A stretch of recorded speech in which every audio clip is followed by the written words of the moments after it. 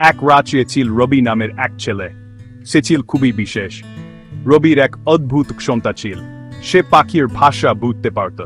যখন অন্যরা পাখির গান শুনত, রবি শুনত তাদের কথা। ছোট্ট রবি ছিল খুব বুদ্ধিমান। সে সবসময় প্রকৃতির মাঝে সময় কাটাতে ভালোবাসত। পাখিরা যখন গান গাইত, রবি বুঝতে পারত তারা কি বলছে। পাখিরা তার সাথে বন্ধুত্ব করেছিল এবং তাকে অনেক কিছু শিখিয়েছিল। একদিন রবি জঙ্গলে ঘুরতে গেল। সে সবসময় নতুন কিছু আবিষ্কার করতে ভালোবাসত। হঠাৎ একটা পাখি এসে তাকে বলল, রবি বিপদ বিপদ। রবি থেমে গেল এবং পাখির দিকে তাকাল।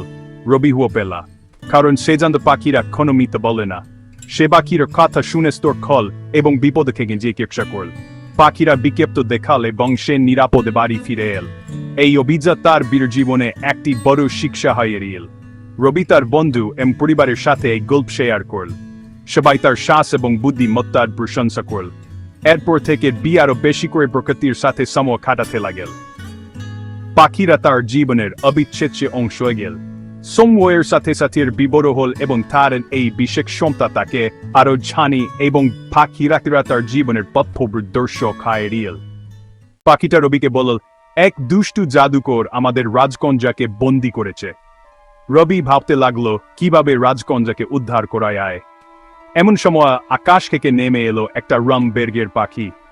পাখিটা বলল, আমার পিকে চড়ো। রবি পাখির পিকে চড়ে বসল। তারা উড়ে চলল জাদুকরের আস্তানার দিকে। জাদুকরের আস্তানা ছিল অনেক উঁচু পাহাড়ের চূড়ায়। সেই পাহাড়ের চূড়ায় পৌঁছানো ছিল খুবই কঠিন। কেবলমাত্র সাহসী এবং দক্ষ প্রতিযোগী ব্যক্তিরাই সেখানে পৌঁছাতে পারত। পাহাড়ের চূড়ায় ছিল এক রহস্যময় এবং ভীতিকর দুর্গ। এখানে জাদুকর বাস করত। দুর্গের ভেতরে ছিল এক অদ্ভুত ঘর। এখানে জাদুকর তার জাদু এবং ঠান্ডা নিয়ে বসে থাকত। জাদুকর বলল, রাজকন্যাকে মুক্ত করতে হলে তোমাকে একটা ধান্দার উত্তর দিতে হবে। রবি রাজি হলো। সে জানত এই ধান্দার উত্তর দিতে পারলেই কেবল রাজকন্যাকে মুক্ত করা সম্ভব। জাদুকর বলল, আমার কাছে এমন একটা জিনিস আছে যার কোন ওজন নেই, কিন্তু তুমি তা ধরে রাখতে পারবে না। সেটা কি বলো তো? রবি অনেক ভাবল। সে জানত জাদুকরের ধান্দা সহজ হবে না। সে অনেক চিন্তা করল, কিন্তু কিছুতেই উত্তর খুঁজে পাচ্ছিল না। হঠাৎ তার মনে পড়ে গেল পাখির কথা। পাখি যখন উড়ে আয় তখন তার ওজন থাকে না, কিন্তু তাকে ধরে রাখা যায় না। রবি উত্তেজিত হয়ে বলল, পাখি। জাদুকর মুচকি হেসে বলল, ঠিক বলেছ, তুমি ধান্দার উত্তর দিতে পেরেছ। এখন তুমি রাজকন্যাকে মুক্ত করতে পারবে। রবি খুশি হয়ে রাজকন্যাকে মুক্ত করল এবং তারা একসাথে দূর থেকে বেরিয়ে এল। সময় শেষ হয়ে আসছে। সময়ের কানটা দ্রুত ঘুরছে, আর প্রতিটি মুহূর্তে রবি ও জাদুকরের জন্য আরো চাপ সৃষ্টি করছে। জাদুকর চিৎকার করে বলল, এবার তোমাকে আমার কাছে বন্দী থাকতে হবে। তার চোখে ছিল এক অদ্ভুত রাগ আর হতাশা, কারণ সে জানত তার পরিকল্পনা ব্যর্থ হতে চলেছে। রবি ঠান্ডা মাথায় বলল, ধরো, উত্তরটা হল প্রতিশ্রুতি।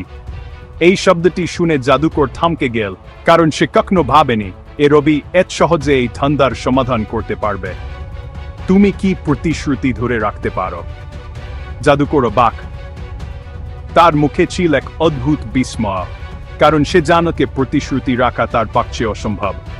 রবির বুদ্ধি দেখে সে অবাক হয়ে গেল। রবির এই বুদ্ধিমত্তা ও সাহসিকতা দেখে জাদুকর হতবাক হয়ে গেল, কারণ সে কখনো ভাবেনি কেউ তার ছলকে এত সহজে পরাজিত করতে পারবে। ঠিক আছে, জাদুকর বলল, তুমি রাজকন্যাকে মুক্ত করতে পারো। তার কণ্ঠে ছিল এক অদ্ভুত মিশ্রণ। এখানে ছিল পরাজয়ের স্বীকারোক্তি এবং রবির প্রতি এক ধরনের সম্মান। রবি ও রাজকন্যা একসাথে হাঁটতে শুরু করল। তাদের মুখে ছিল বিজয়ের হাসি। তারা জানতে তাদের সাহস ও বুদ্ধিমত্তা তাদেরকে এই বিপদ থেকে মুক্ত করেছে। সূর্যাস্তের আলোয় তাদের পথ আলোকিত হচ্ছিল, আর তারা নতুন একদিনের অপেক্ষায় ছিল। এখানে তাদের সামনে ছিল নতুন নতুন ছলের সম্ভাবনা। রাজকন্যা খুব খুশি হলেন। তিনি রবিকে অনেক ধন্যবাদ দিলেন। রঙিন পাখিটা আবার নেমে এলো। রবি আর রাজকন্যা পাখির পিকে চড়ে বসলেন। তারা উড়ে চলল রাজপ্রাসাদের দিকে। রাজা আর রানী তাদের দেখে খুব খুশি হলেন। রবি সবাইকে বলল কিভাবে পাখির কথা শুনে সে ঠান্ডার উত্তর পেয়েছে। রাজা রবিকে পুরস্কৃত করলেন। রবি সবার কাছে নায়ক হয়ে উঠল। এই গল্প থেকে আমরা শিখতে পারি বুদ্ধি আর বিচার বুদ্ধি দিয়ে কোনো সমস্যার সমাধান করা যায়।